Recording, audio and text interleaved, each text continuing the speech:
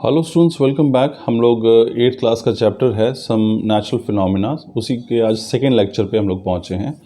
और पहले लेक्चर में हमने पढ़ा था कि लाइटनिंग जो एक प्राकृतिक घटनाएं हैं उसको हम किस प्रकार से देखते हैं और वो क्यों होती है, उसके बारे में हम थोड़ी जर्नल से हमने जानकारी ली थी। आज हम एक और थोड़ा सा हिस्टोरिकल बैकग्राउंड पढ़ेंगे और हम देखेंगे कि जो चार्जेस हैं, हमने पढ़ा था वहाँ भी कि लाइटनिंग कब होती है, जब चार्जेस जो हैं वो क्लाउड्स के अंदर एक्यूमुलेट हो जाते हैं, वहाँ पे इकट्ठे होते हैं, तो उनकी वजह से ही स्पार्किंग या लाइटनिंग जो है देखने को मिलती है।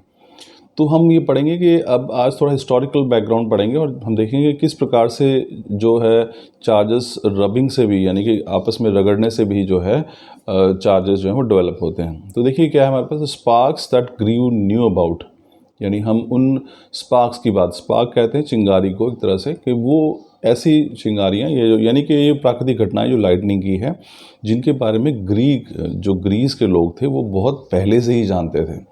तो वो थोड़ा सा हिस्टोरिकल बैकग्राउंड पढ़ते हैं। तो देखिए क्या है, एज अर्ली एज 600 BC, यानी कि 600 BC before Christ, the ancient Greeks discovered that rubbing amber, a form of resin with a fur, attracted light aircraft artifacts like hairs etcetera. तो उन्होंने ये बताया कि ग्रीक्स को लगभग 600 ईसा पूर्व ये जानकारी थी कि अगर वो आपस में एक एम्बर, इसको बोलते हैं, एक प्रकार का रेजिन होता है, उसको अगर वो रगड़ते हैं किसी फर यानी कि किसी पंख के साथ या फिर किसी मुलायम चीज़ के साथ, तो जैसे कि वो कुछ चीज़ों को आकर्षित कर लेता है, अट्रैक्ट कर लेता है। जैसे कि आपने देखा होगा कि अगर आप कंघी है आपके पास, अगर आप उसे थोड़ा सा रगड़ते हैं और बालों के पास लाएंगे तो देखेंगे कि जो बाल हैं वो अट्रैक्ट हो जाते हैं उस पर।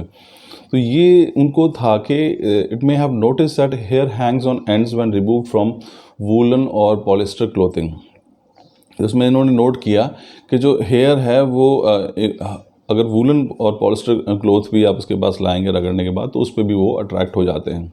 इन the dust you can see a light and hear a cracking sound as you remove this clothing. और आप जब इसको हटाते हैं, गौर से देखेंगे, अगर आप वहाँ पे अंधेरा करते हैं तो आप देखेंगे कि जैसे आप इन कपड़ों को आपस में हटाते हैं कंघी से, अगर आप एक सिल्क को रब कर रहे हैं, ग्लास रॉड से सिल्क का क्लोथ रब कर रहे हैं, तो वहाँ पे आपको थोड़ी चट चट एक क्रैकिंग साउंड भी आपको नज़र आएगी और हल्की सी लाइट भी आपको नज़र आएगी अगर आप अंधेरे में यही एक्सपेरिमेंट करने का प्रयास करेंगे।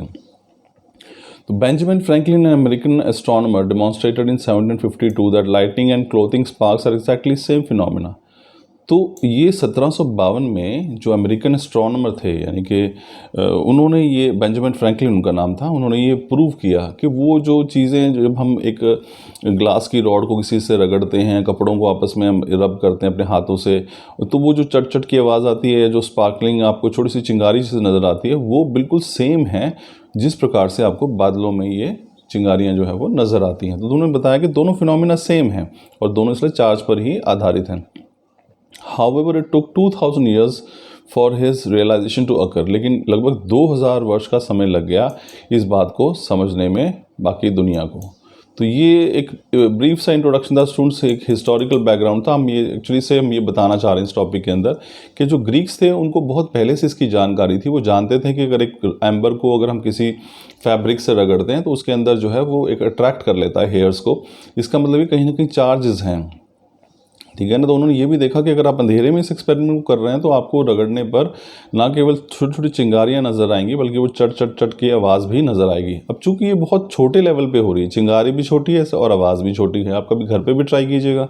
लेकिन यही फिनोमिना जब बहुत बड़े लेवल पर नेचर के अंदर क्लाउड्स के बीच में होता है तो इसी को हम लोग लाइटनिंग कह देते हैं। और ये प्रूव भी किया बेंजामिन फ्रैंकलिन, जो साइंटिस्ट थे, अमेरिकन एस्ट्रोनॉमर थे, उन्होंने 1752 में ये प्रूव किया कि भाई जो कपड़ों को आपस में रगड़ने से या फिर एक ग्लास रॉड, एक कांच की छड़ को अगर आप कपड़े से रगड़ रहे हैं, उस समय जो चिंगारी निकलती है और लाइटनिंग आपको देखने को मिलती है बहुत छोटी, अगर आप अंधेरे में देखेंगे तो ये बिल्कुल सेम फिनोमिना है जो कि आपको पर्यावरण में तूफान के समय देखने को मिलता है। तो स्टूडेंट्स, ये बेसिक सा एक छोटा सा आपके सामने हिस्टोरिकल अकाउंट था इसका। बाकी हम अपने नेक्स्ट चैप्टर में देखेंगे। Thank you.